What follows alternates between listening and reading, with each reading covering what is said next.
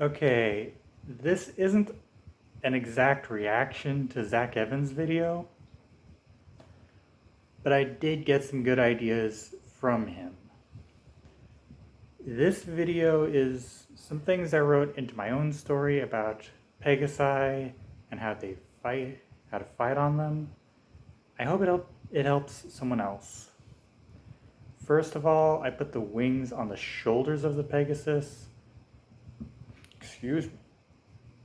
Instead of the midsection. This is a popular pick since it allows the rider to pretty much sit where he'd normally be on a regular horse. The wings can get in the way maybe, but shooting or throwing maybe, but there's stuff. There's ways to work around that. Now, there are two methods of combat mentioned in the book. The older one is how the elves do it, since they're the ones who bred Pegasi to begin with. Just a note, Pegasi is the Greek way to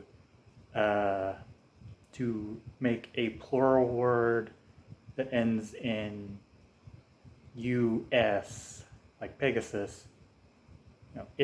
That's the singular, and Pegasi is how to make it plural. I wanted to check, because, yeah. Anyway, the newer method of combat is based on one guy's method of fighting from his own experience as a warrior. He's just bringing his own experience into this new thing. But the Elven method uses a Japanese bow called a yumi. Now, Zach Evans didn't mention a lot of bows in his video, but the context of his video was European martial arts. There weren't a lot of horse cultures in Europe, and those that were tended to come from the East. But those cultures did have some good bows for horseback riding.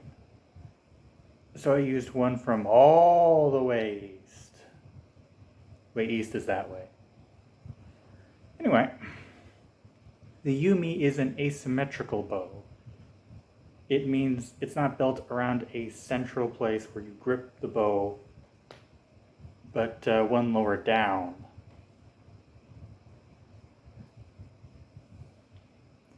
This allows a longbow setup on a horse.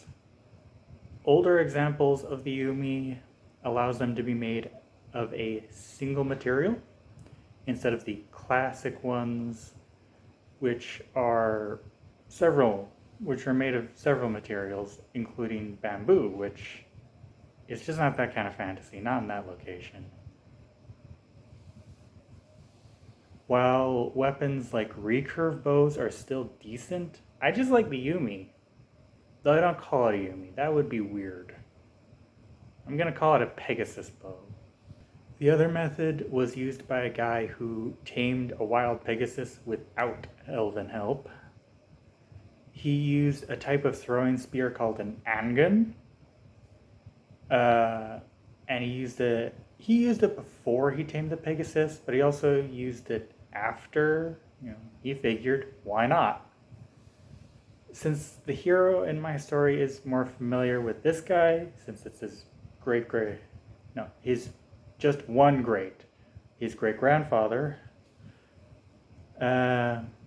since he's more familiar with this guy when he tames the Pegasus, he's going to use that method. But I make no promises about anyone else. Another quick thing is that the Pegasus rider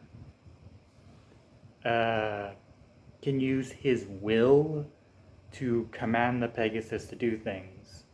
So if he wants the Pegasus to fly in one direction or another, he doesn't need to micromanage the Pegasus. Nor does he need to train the Pegasus to respond to commands. This may sound like I'm making it easy for him after how the taming went. Yeah, I am.